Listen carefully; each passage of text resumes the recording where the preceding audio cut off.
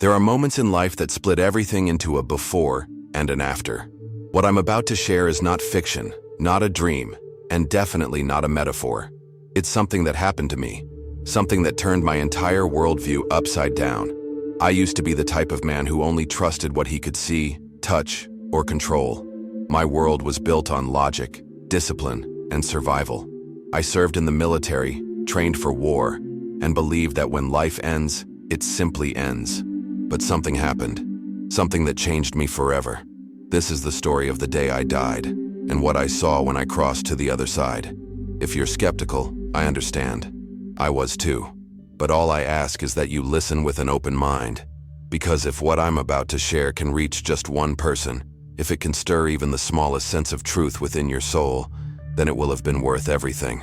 Let me take you back to the moment when everything shattered, and a new reality began.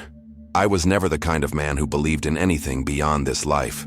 Raised in a strict practical household, I was taught to trust facts, not feelings, results, not faith. When I joined the Marines, that mindset only solidified. Everything in the field was about discipline, tactics, and making it out alive.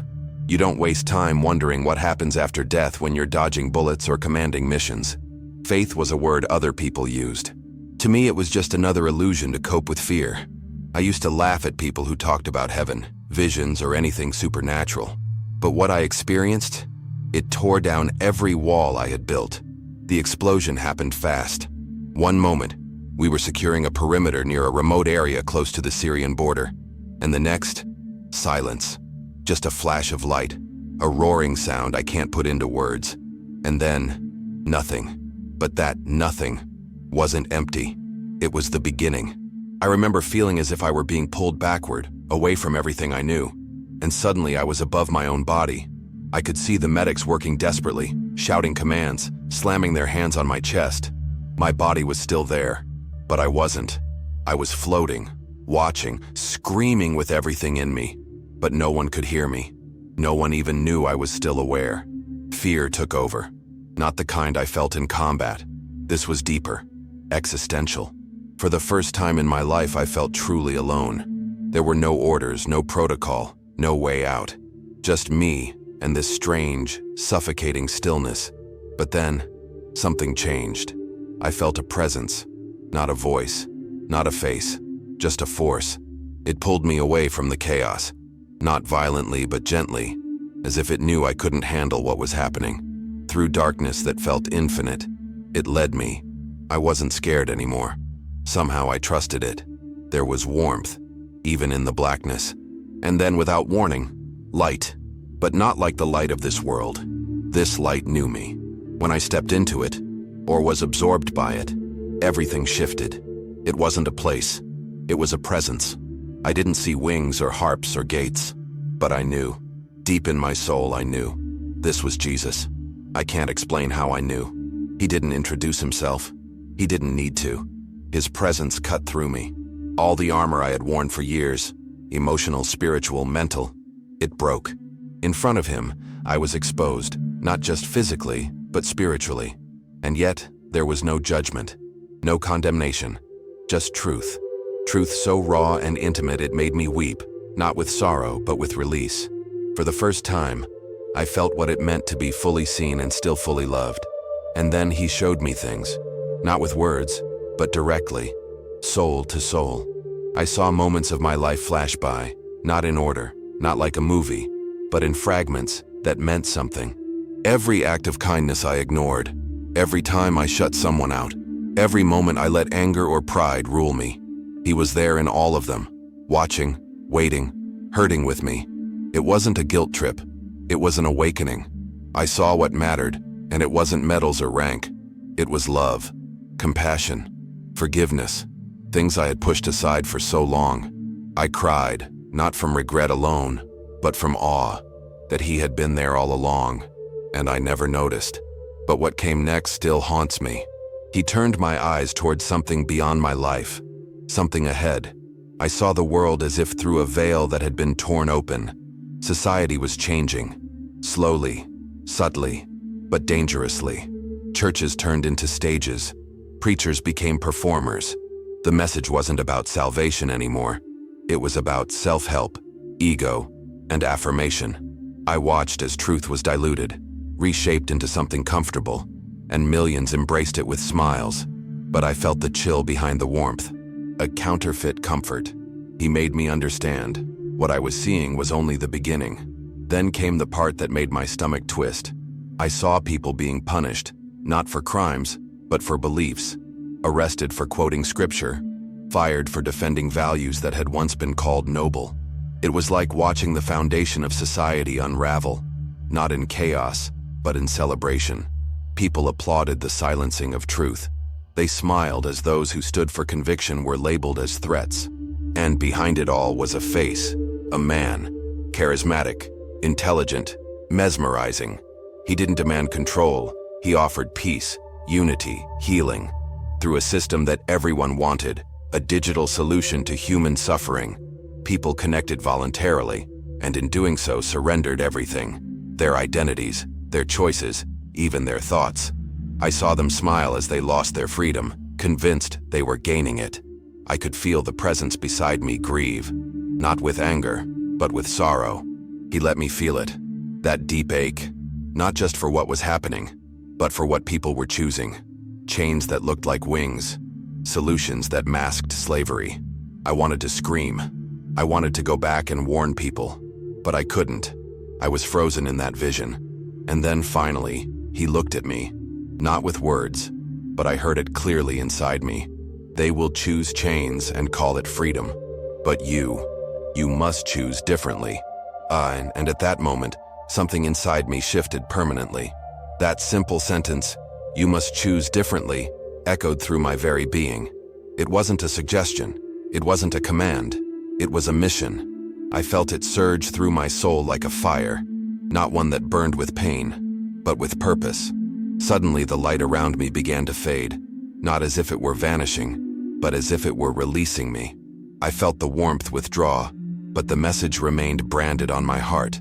I cried, not with fear, but with longing. I didn't want to leave. I begged to stay. For the first time in my life, I had experienced real peace. Peace that didn't depend on circumstance or safety. But something pulled me back. I could feel myself falling, not through space, but through layers of reality.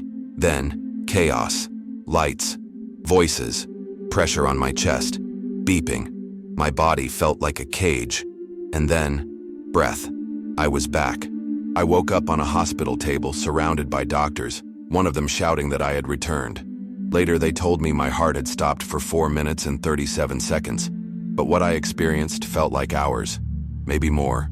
Maybe time doesn't work the same over there, I don't know. What I do know is that nothing would ever be the same again. At first, I didn't tell anyone. How could I? Who would believe me? My wife looked at me with pity. My superiors questioned my mental state. My friends laughed it off as trauma-induced hallucination. Some suggested I had brain damage. I heard all the explanations, but none of them came close to what I knew had happened. I hadn't imagined it. I hadn't dreamed it. I had been there. I had seen what was coming, and it crushed me to be back in a world that was blind to what lay ahead. That kind of isolation is unbearable. To know something so real, so urgent, and have no one believe you. Eventually, the pressure built up inside me. I couldn't stay silent. I started writing at first just to get it out of my head, but those pages became something more. I posted anonymously in a forum. I didn't use my name, just shared what I saw. The backlash was brutal. People mocked me, accused me of lying, said I was crazy or delusional. But among the noise, a few voices emerged. Quiet ones. People who said they had seen something too. People who were moved. People who cried reading my words.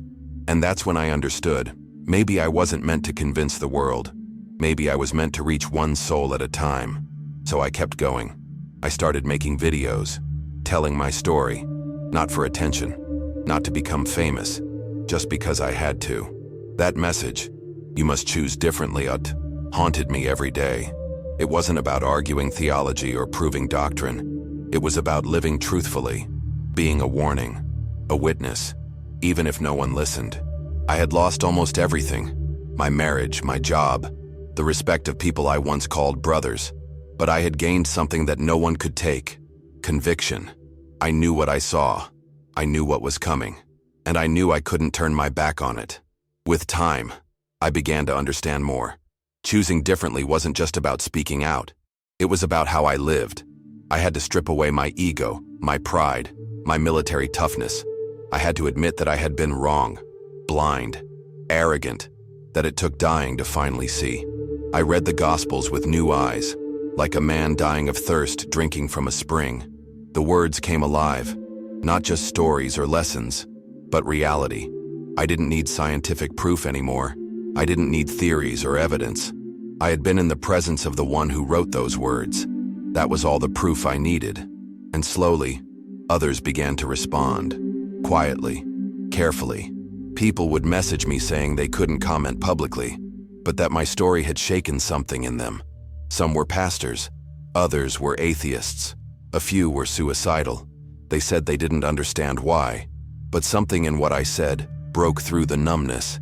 That gave me strength, not applause, not validation, just the confirmation that I wasn't alone, that there were still people out there with ears to hear, people on the edge of darkness, waiting for someone to strike a match.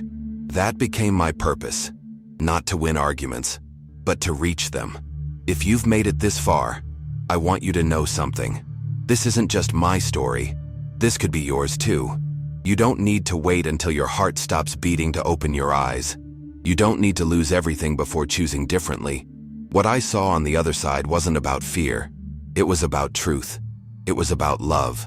It was about a call that's ringing out louder now than ever before. A call to awaken. A call to prepare. A call to return to the one we've ignored, mocked, or simply forgotten. The time for passive faith is over. This is a moment to stand. You might feel skeptical. You might think all of this is too much, too dramatic, too impossible. I understand that. I used to live in that exact place. But listen, the most dangerous illusion isn't the lie we hear. It's the lie we choose to believe because it's more comfortable than the truth. I chose comfort for too long. I chose silence. I chose pride. But I was given a second chance. I came back to say what many are afraid to say. There is a storm coming and no one is warning about it. Not in the places we trust, not in the voices we follow. But you don't have to walk into it unprepared. You were created for more than distraction, more than approval, more than comfort. You were created to carry light in a dark world. And that begins with surrender. Not to a system, not to a trend, not to an influencer, but to Jesus. He's not an idea. He's not a religious symbol. He is real. He is alive. And he knows you. Every thought, every wound, every failure. And still, he calls you. You don't need to be perfect. You just need to be willing. Willing to say yes. Willing to let go. Willing to believe there's something beyond this noise.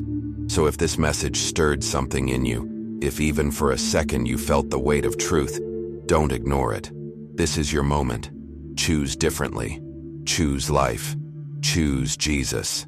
Don't walk away the same. Don't scroll to the next video pretending you didn't feel something shift inside. If you're ready to take that step, you're not alone. I'm walking this road too. Broken, but not defeated. Wounded, but full of hope. And if I can rise from death with a mission, you can rise from silence with purpose. Subscribe to the channel, not just to support me, but to stay connected to truth. Follow Jesus, not because of what I said, but because deep down, you know you were made for something more. Share this video with someone who needs a wake-up call. Comment below and tell me if this message reached you. Your voice matters here. Your story matters here. We are not just viewers. We are a movement of people choosing differently, choosing truth in a world drunk on lies. Thank you for giving me your time. Thank you for listening with an open heart. I don't take that lightly. Every second you gave matters to me because it means you're searching, and searching is where everything begins. I may not know your name, but I care about your soul. That's why I'm still here. That's why I speak. Because maybe, just maybe, you were the reason I was brought back. Until next time, stay strong, stay awake, and remember, you are not alone. We were never meant to walk in darkness. There is light, and He is calling.